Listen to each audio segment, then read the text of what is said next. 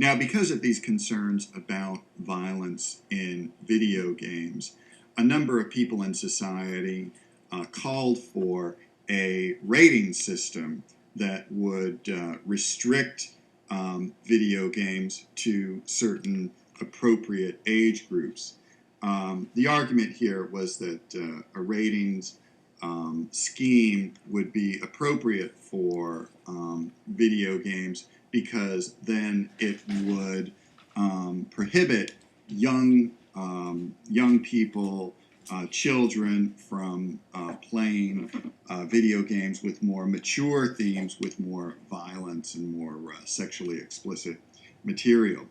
The video game industry, in response to a lot of criticism of the sex and violence in these video games, the video game industry established a ratings system for video games. So the Entertainment Software Ratings Board established a scheme for rating video games based on the sexual and violent content in these games.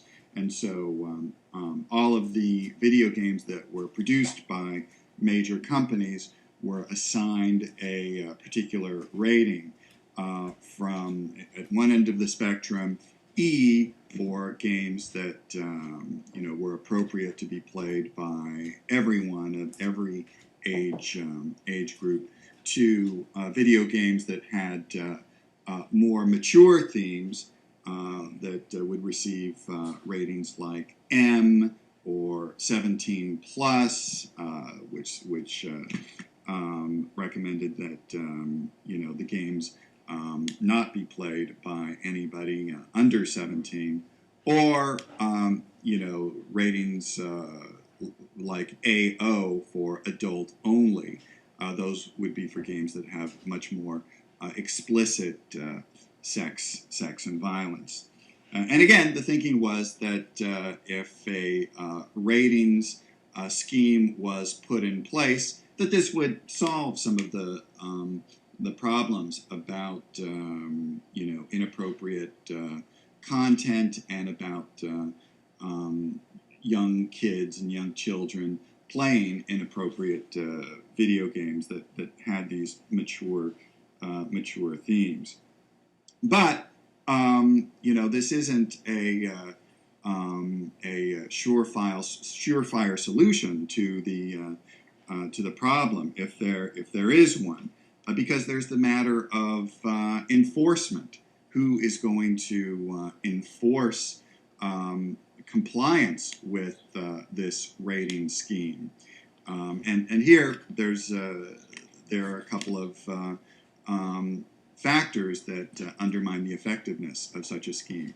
First, at the retail level, you're assuming that companies and retailers are going to abide by this rating system, and for instance, not allow people under 17 to buy games that are rated M or AO. But in fact, there's been a lot of anecdotal evidence that a lot of stores that sell video games don't strictly follow this guidelines and let anybody buy games that they want.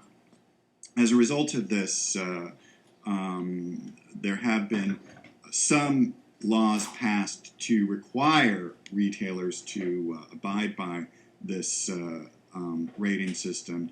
For instance, your book talks about one law that was passed in California that would have required retailers to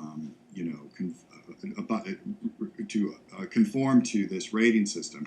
However, that law was overturned by the Supreme Court. So once again, we're relying on the goodwill of retailers to follow this rating system. And I guess the question is, can we rely on them to do so? Secondly, there's also the issue of parents. this rating system assumes that we've got really engaged parents that are going to monitor what their kids are doing, what video games their children are playing, and that the parents are going to take an active role to prevent their kids from playing games that are inappropriate for them or that are not rated for their particular age. Here too, we have to ask, well, are parents doing their jobs? And in fact, a lot of times parents are not very conscientious about making certain that their kids are playing games that are appropriate for their age. And even if they are really engaged parents, you know, I wonder if children are able to circumvent their parents very easily by going over to their friend's place to play a game. So, you know, again, questions about just how effective this rating scheme is enforced, how effective this rating scheme is. And there's also the question of government regulation. Should government agencies step in to mandate that these rating guidelines are enforced in certain ways? Or is any kind of government action in this realm a unacceptable intrusion on the free speech rights of video game producers? So what do you think about all this? Is this rating system a good idea? How should it be enforced?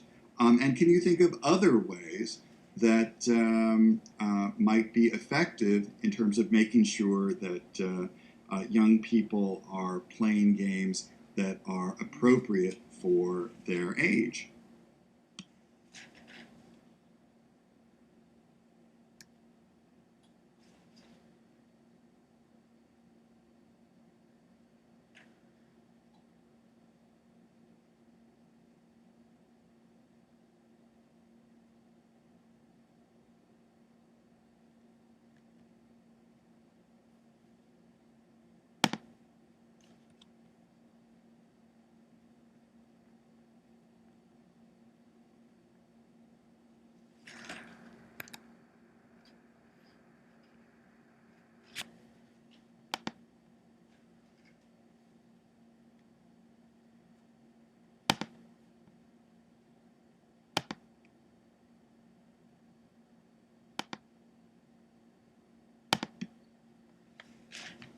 As with many other media sectors today, there's a fair degree of consolidation and concentration in the digital gaming field.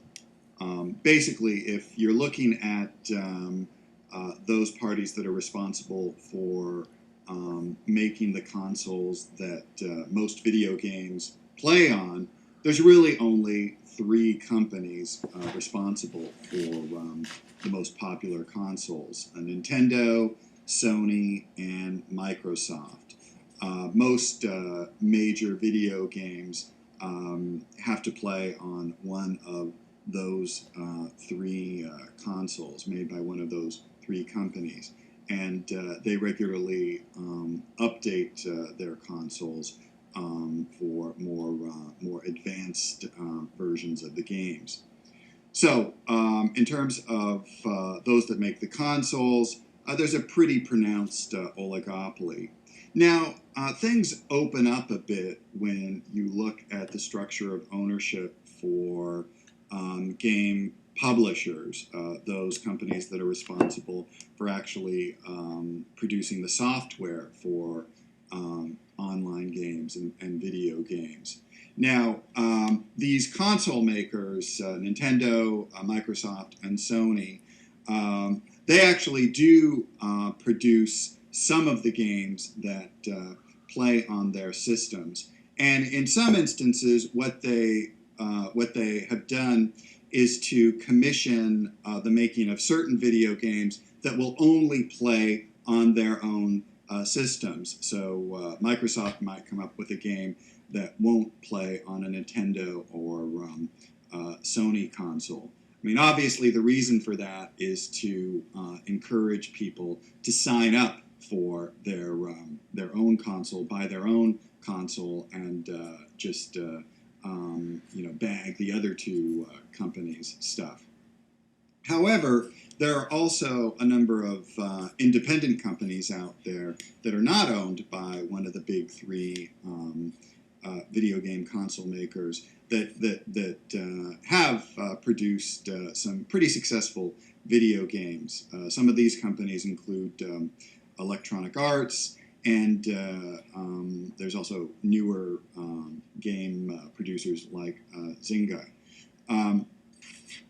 Now, the thing with these video games, though, is that the more popular ones are very, very expensive to make, produce, and then market successfully. As online gaming, as video games become much more successful, they are their costs have increased exponentially, so that big new video games increasingly resemble Hollywood blockbuster films in terms of the huge costs for the development of the game, the work for sophisticated special effects, the involvement of big name actors, and so forth.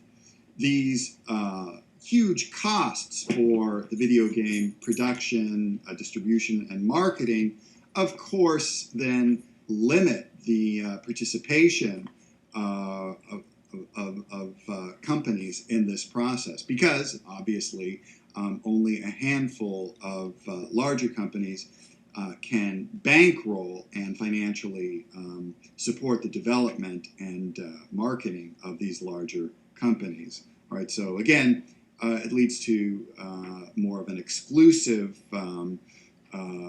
group of companies involved in video game production and distribution, right?